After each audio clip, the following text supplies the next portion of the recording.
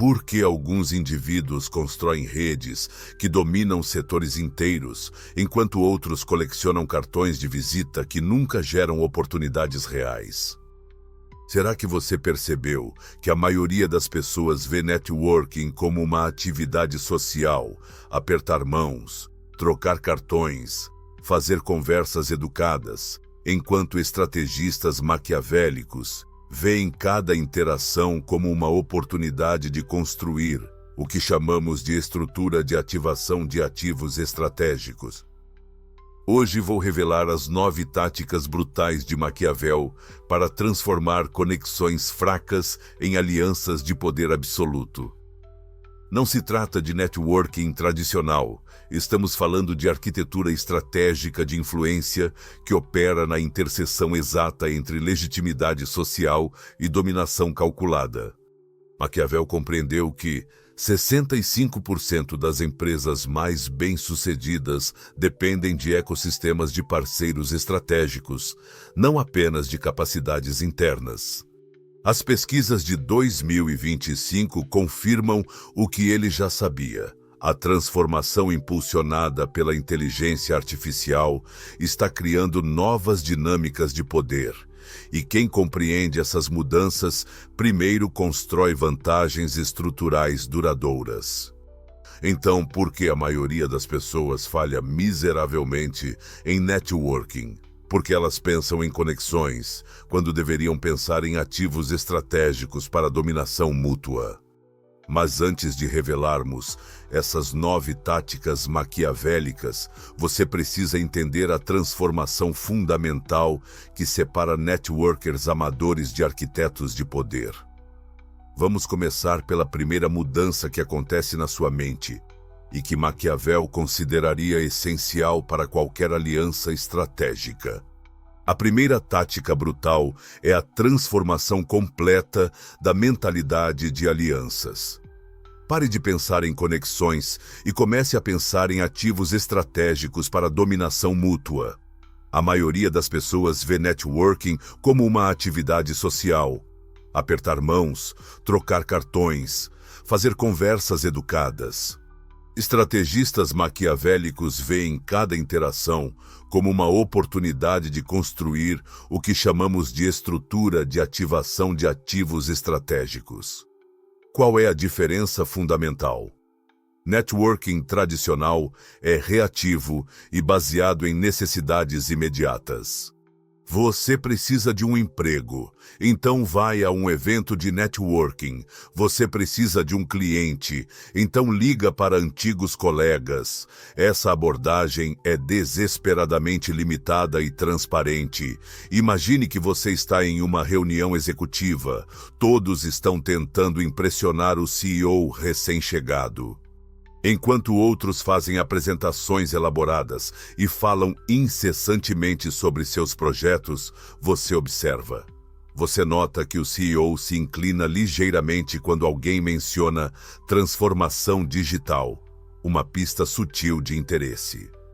Mais tarde, em uma conversa casual, você menciona brevemente um insight sobre essa área. Resultado? Uma reunião privada agendada para a próxima semana. Isso é estrutura de ativação de ativos estratégicos em ação. A estrutura de ativação de ativos estratégicos opera em níveis completamente diferentes. Você identifica indivíduos que possuem 3 características essenciais: acesso a recursos que você não possui, posição em redes que amplificam sua influência e potencial de crescimento que se alinha com suas ambições de longo prazo. Pesquisas de 2025 sobre formação de alianças demonstram que o processo é não linear e dinâmico. As parcerias mais poderosas emergem quando 2 partes reconhecem que podem alcançar dominância mútua através da colaboração estratégica, não apenas benefícios pontuais.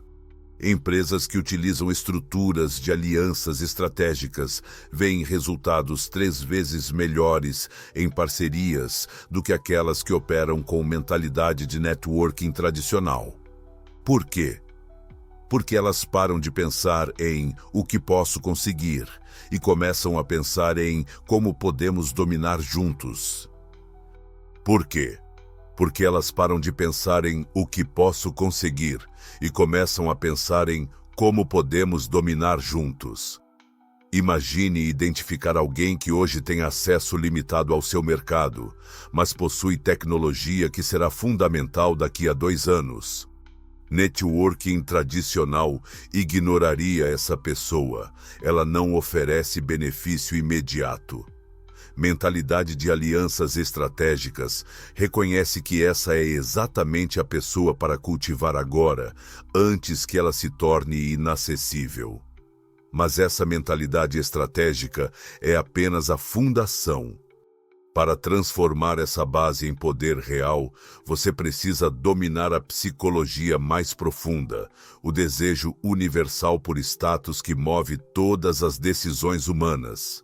É aqui que entramos no território da manipulação psicológica.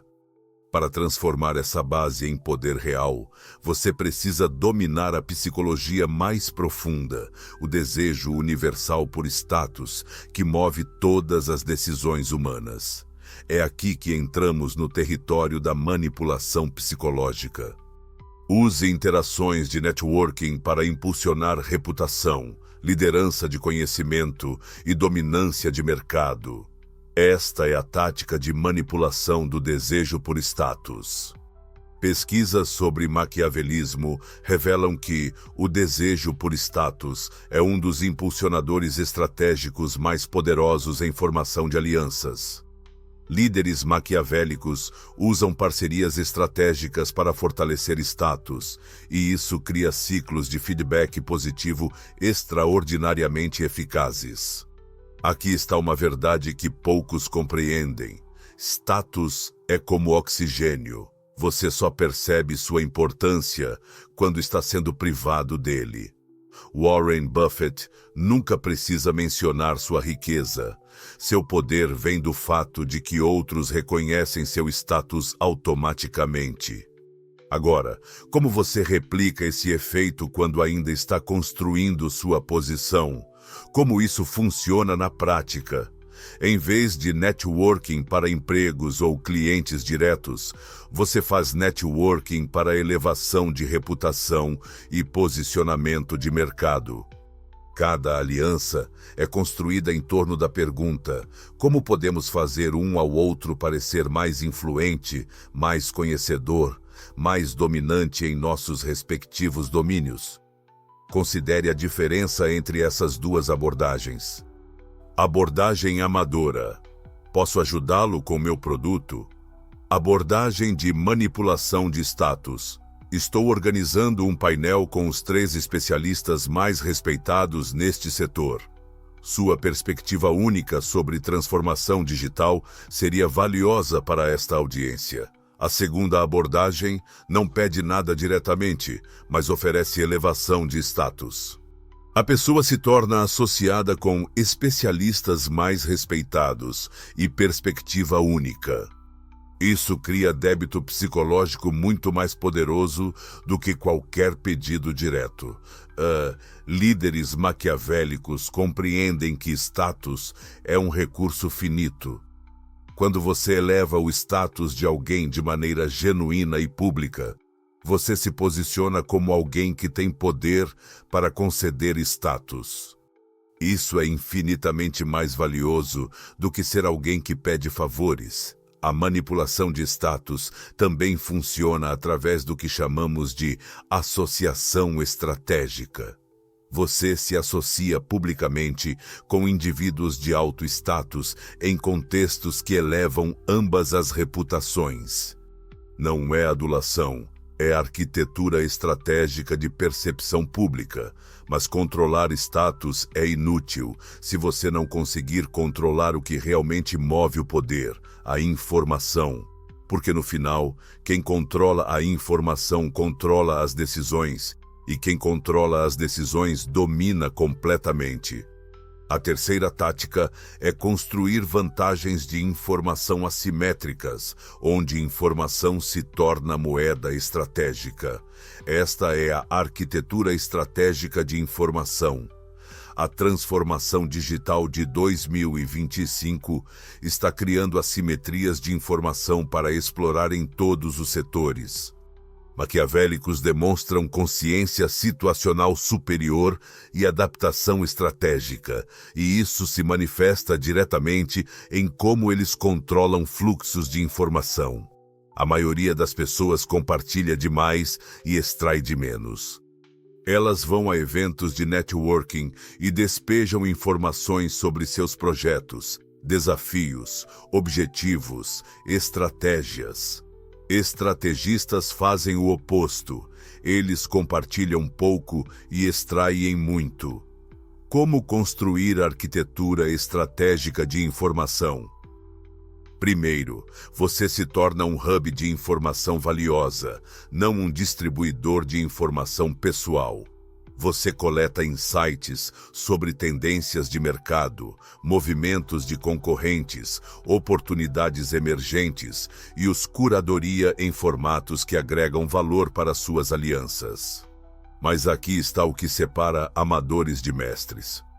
Você já notou como alguns executivos sempre parecem saber das mudanças do mercado antes de todos? Não é arquitetura estratégica de informação. Eles se tornaram hubs de inteligência valiosa. Como fazem isso?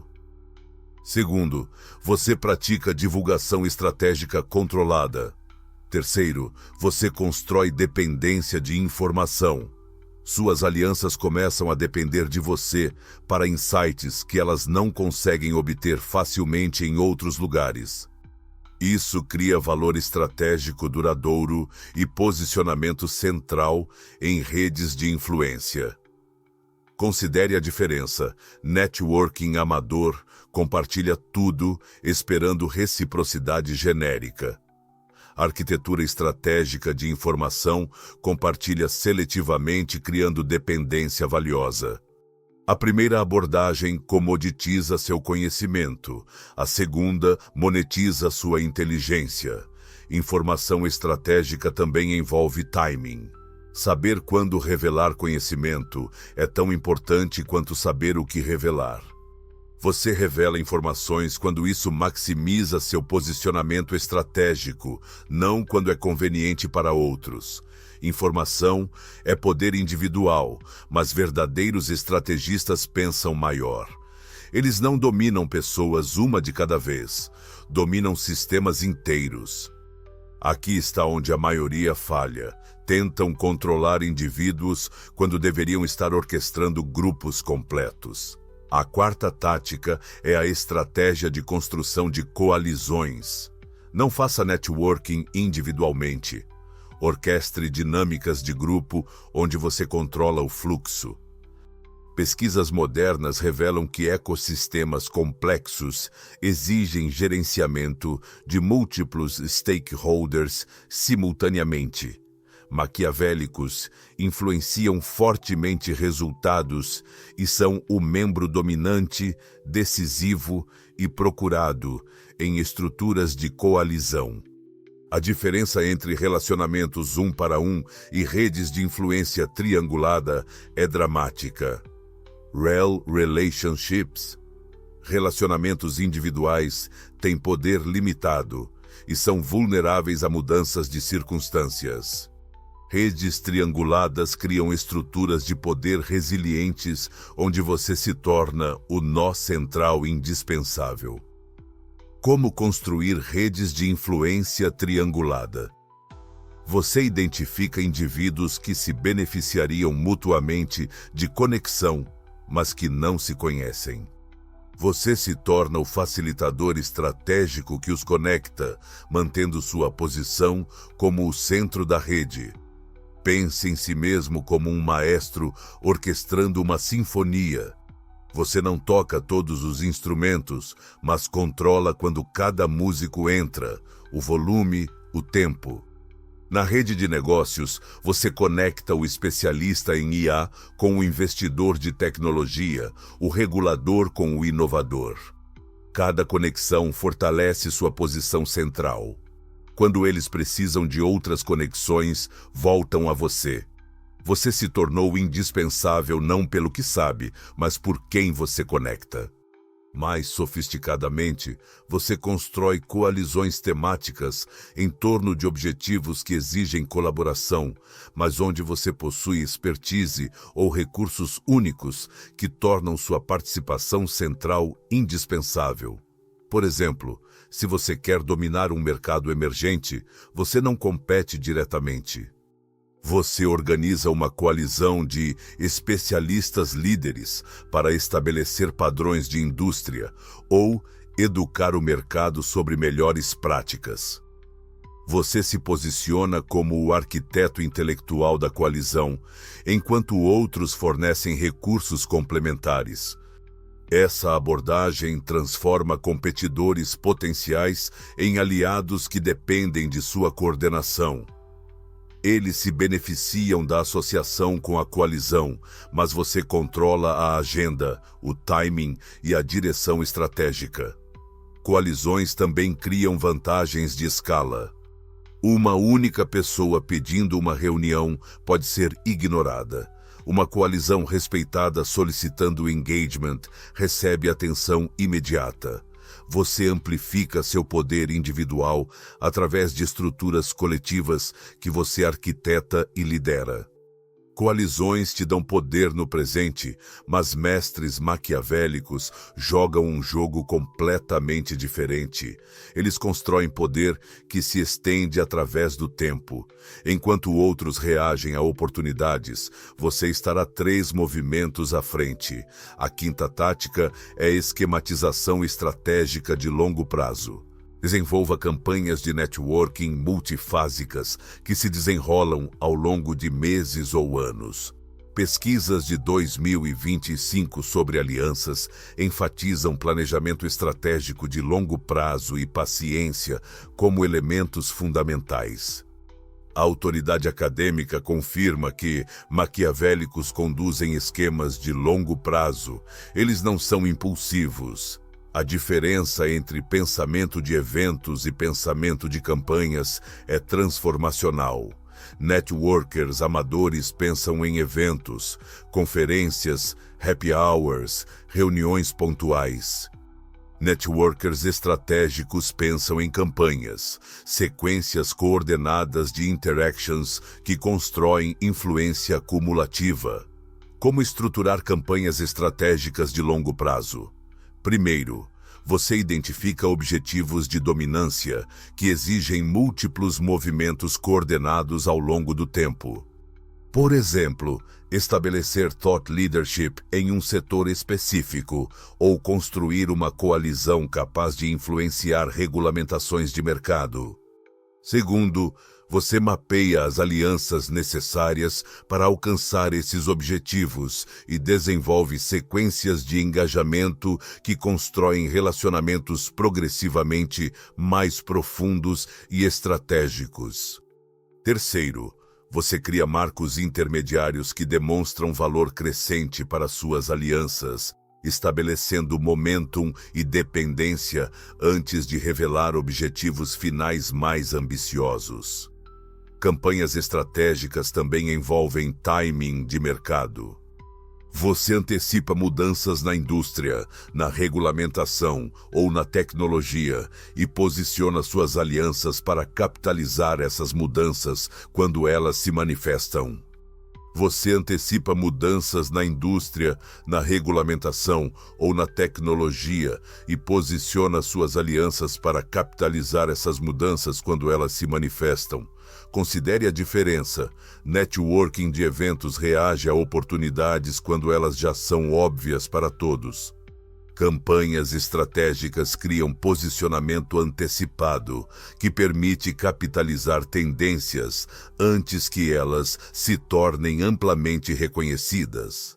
Esquematização de longo prazo também envolve construir opções estratégicas. Você cultiva múltiplas alianças que podem ser ativadas em diferentes cenários futuros, criando portfólio de relacionamentos que oferece flexibilidade independentemente de como mercados evoluem. Planos de longo prazo são poderosos, mas há um problema fatal: a rigidez. Estrategistas amadores fazem planos e os seguem cegamente. Verdadeiros maestros fazem planos e os adaptam implacavelmente.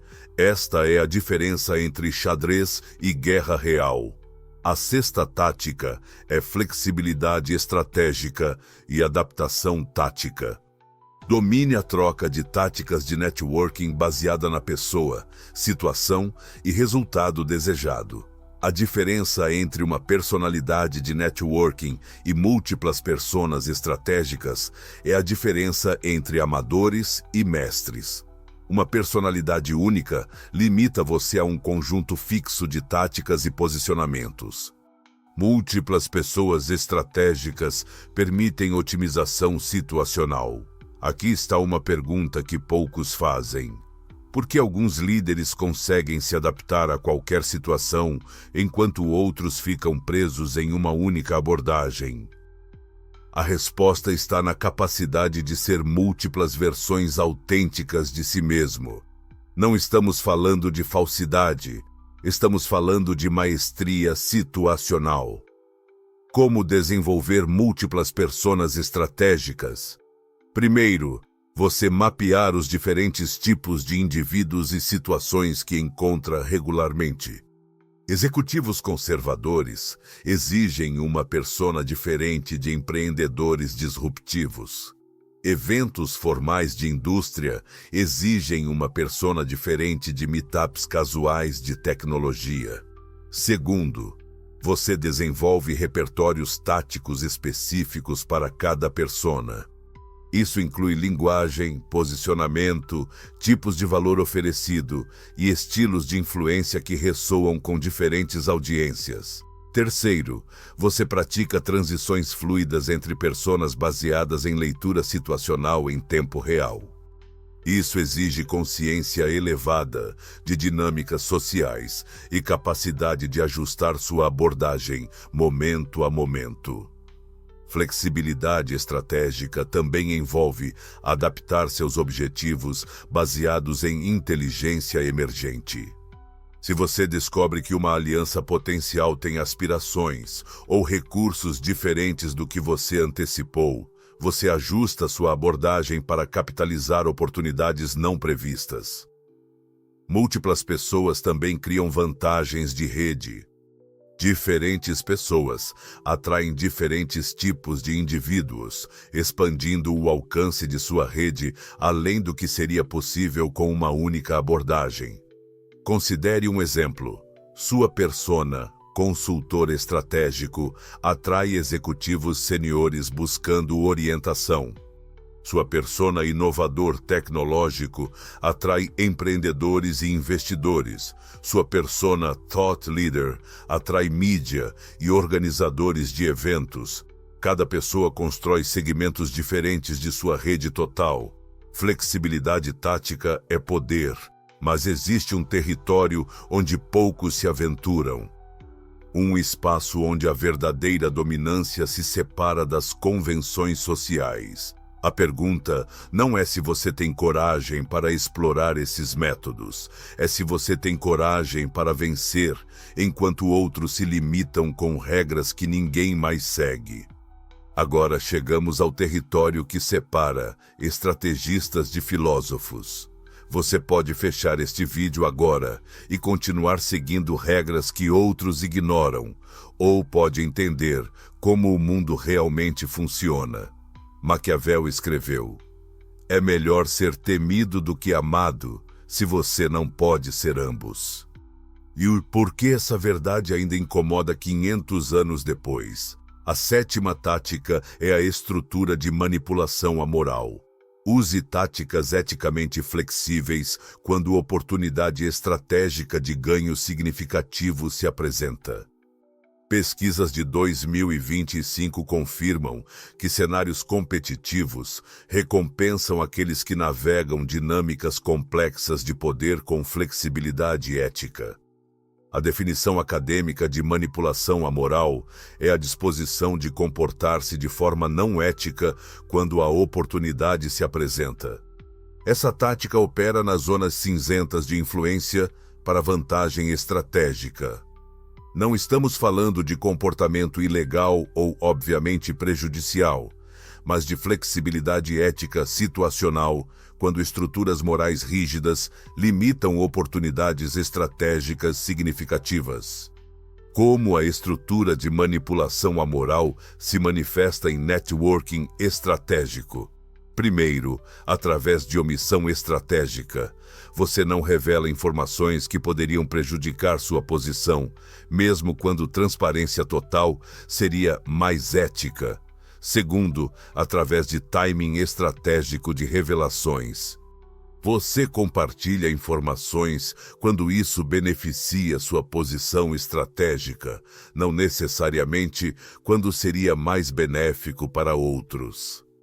Terceiro, através de enquadramento estratégico. Você apresenta situações de maneiras que servem seus interesses, sem mentir diretamente, mas sem oferecer perspectivas que poderiam enfraquecer sua posição. A estrutura amoral também envolve aproveitamento de vulnerabilidades psicológicas. Se alguém tem necessidade desesperada de validação de status, você oferece essa validação em troca de acesso ou influência que eles normalmente não concederiam. Estruturas éticas rígidas assumem que todos os participantes operam com a mesma estrutura moral.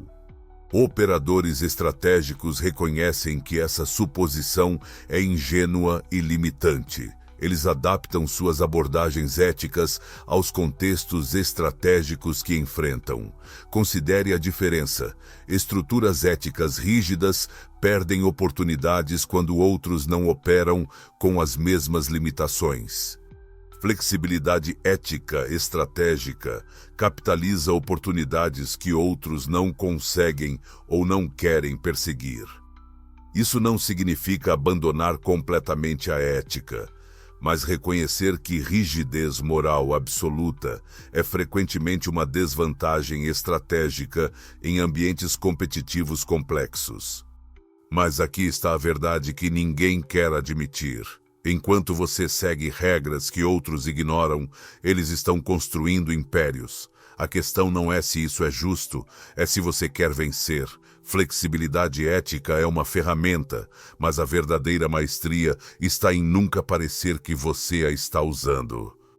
Os grandes líderes da história não eram vistos como manipuladores, eram vistos como visionários autênticos. Como eles conseguiam isso? A oitava tática é decepção estratégica orientada por propósito. Apareça como orientado por propósito e autêntico, enquanto mantém objetivos estratégicos ocultos.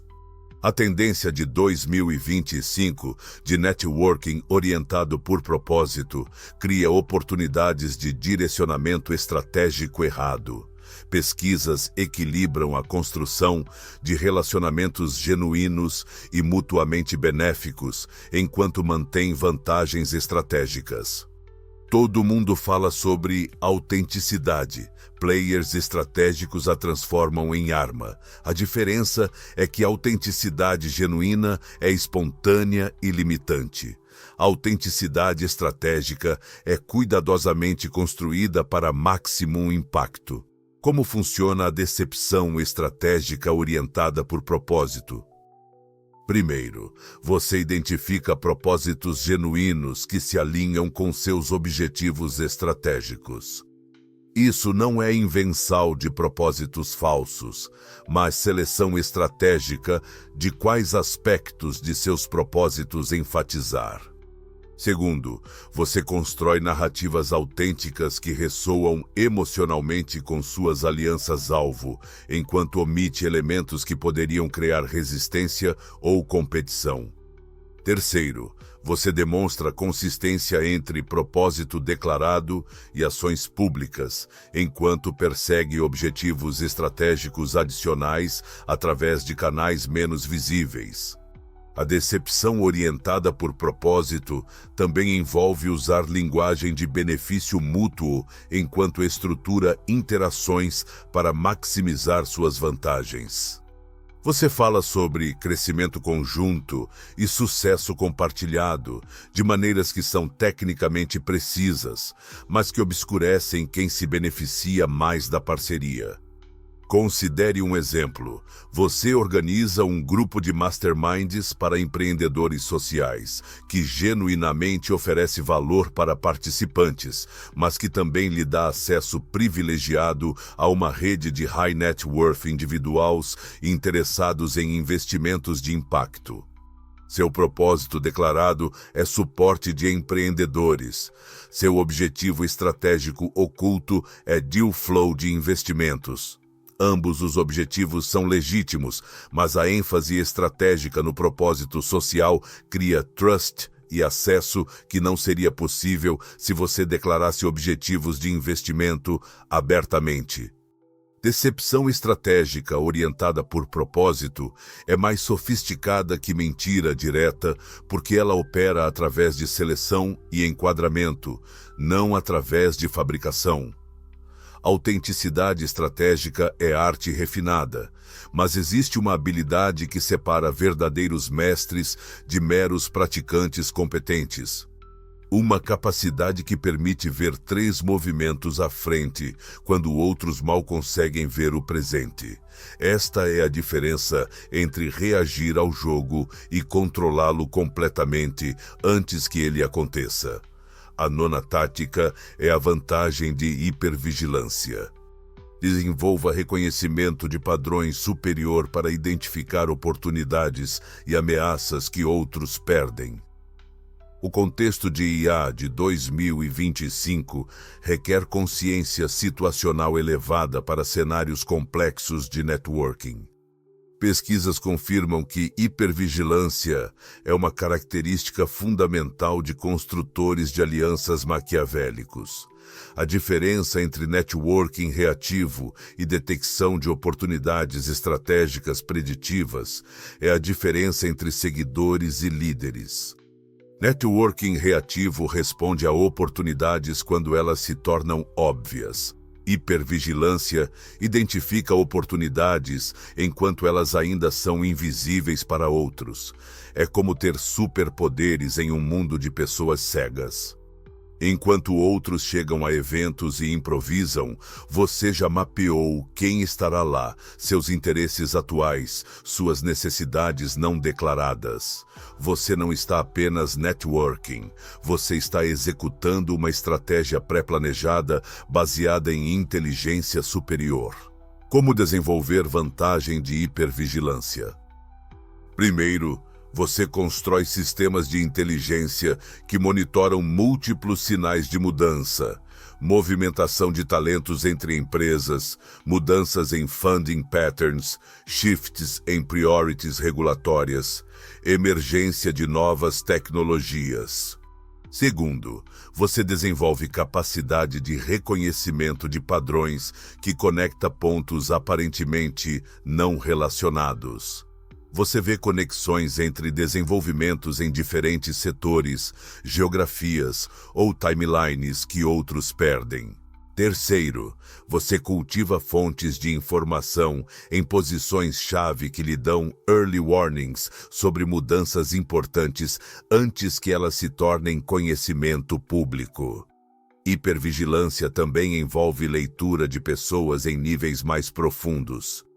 Você detecta incongruências entre comunicação verbal e não verbal, identifica motivações não declaradas e percebe dinâmicas de poder que outros ignoram. Isso significa que enquanto outros chegam a eventos e improvisam, você já sabe exatamente quem vai estar lá, o que eles estão pensando e como usar isso estrategicamente.